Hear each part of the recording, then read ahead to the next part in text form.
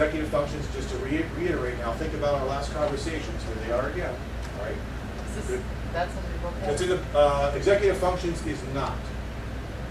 There's a short list. It doesn't look quite like this, but if you go to the index in the back, there's a brief touch on the executive functions. This is in your book. This is what I shared with you yesterday. This is in the back in the resource, okay? So if you want to use this, it is in the back resource section of the book. Goldberg stuff, adaptive decision making, that's in the book as well. So that's why I didn't want to spend a whole lot of time. So that's in there. We do talk about that. Now, I don't know if you remember the Olympics from last year. This just struck me beyond belief at the opening ceremonies. Remember, it was in China, right? Overarching idea is that generative leaders hold a deep sense of purpose to their profession and life. Should underline. And they have a hope of awakening that in others.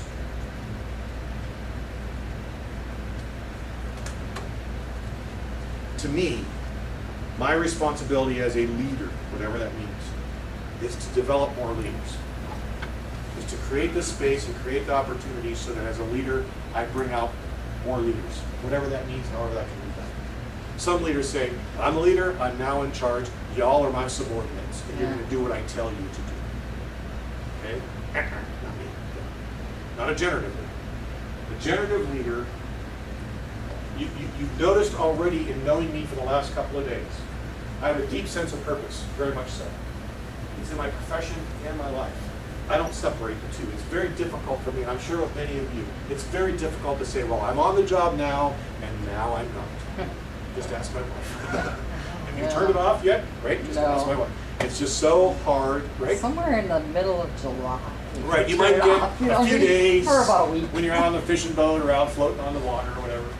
And awakening that in others. Now, why did I put this picture? Do you remember this story? Does anybody remember this? This is Yao Ming, right? Yao Ming. And he was bringing in the Chinese flag. And this little guy was walking with him. Just before the Olympics, there was that big earthquake on the western portion of China. Do you remember? And the schools were crushed. And he went in, to watch myself, I get emotional. He went in to rescue his classmates. This little guy? This little guy. He was in 3rd grade. And when they asked him, why did you do that? He said, I was class president. I was supposed to do that. Oh. I was the leader. Oh, man. True story. I'm never going to forget this little kid. I'd love to meet him. How can a little kid get that and realize I have a sense of responsibility here? And I'm going to take the risk personally. The needs of the many outweigh the needs of the few or the one. That's going to haunt you guys. Watch the movies, it's even more powerful. So this passionate profession of life is just so cool. Carl, you know why, again, in my opinion at least, why he got that as a child? Because he was not, again, just opinion here, not cluttered or influenced by the things that we all deal with every day. You know, starting from the administrative level at school, through the mechanics of school, all the other things that distract us from really seeing what is the thing. And he has not had that indoctrination, I guess. Interference, yeah. Interference. The historical interference kind of thing. Yeah, and thinking and positioning himself. But we see it all the time with people who are in the business of, rescue, firemen, who do that every day. They see themselves, that's leadership to a great degree. It's phenomenal stuff. Out of the book too. Complexity is an essential richness rather than a troublesome messiness to be eliminated. Some people say, well, let's just get rid of all this stuff and let's cut to the core. Let's just cut to the core. Sometimes that's okay. But in most cases, it's very difficult to cut to the core because when you understand living systems theory, that core has all kinds of things dancing around it and affecting it. So you can't just talk about the core without being aware of everything else that's going on that's affecting that moment. Right? So that's where sometimes when you walk in and you start to say, okay, well, what are we going to do? Well, what do we first need to realize? What's out there that's in motion that we can see, or maybe we can't see, or sense? that we need to at least try and assess before we get to the core. Some people just want to get it done now. Depends on the depth of the decision, I guess.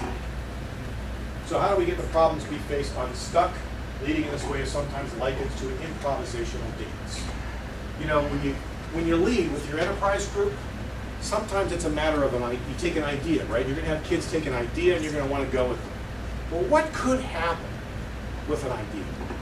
What could happen? Let me show you what could happen. Let me show you what could happen.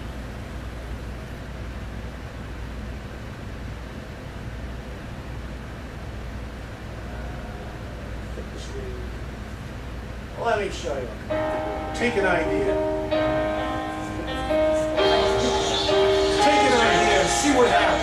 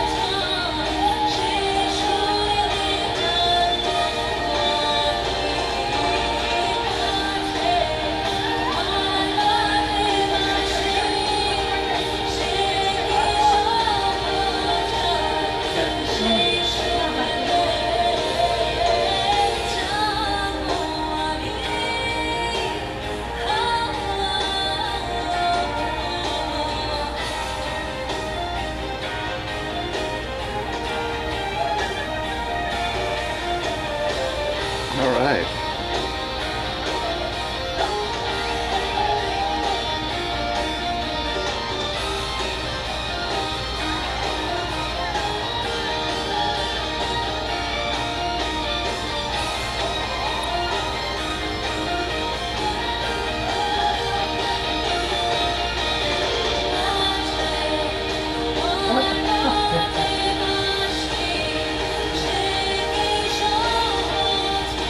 Yeah.